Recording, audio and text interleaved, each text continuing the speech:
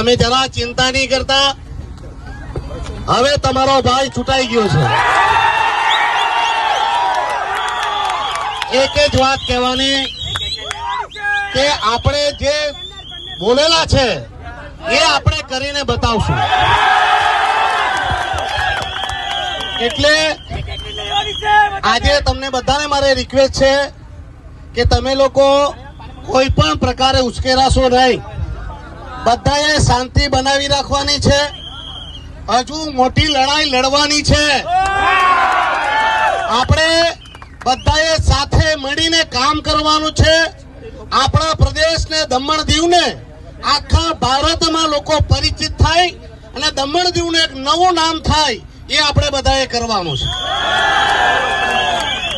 આપણા દમણ દીવમાં ઘણી બધી મુસીબતો છે, સમસ્યાઓ છે અને રોજની એક સમસ્યાનું